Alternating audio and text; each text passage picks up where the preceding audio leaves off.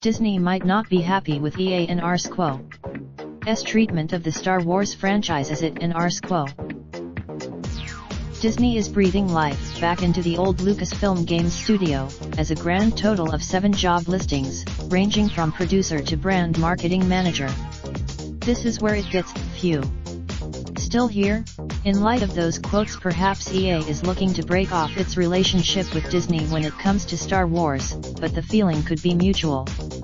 Cite sources, so these Lucasfilm Games listings might be the first step in Disney taking over game development of the Star Wars franchise themselves, although at this point I should highlight that the Star Wars franchise isn't.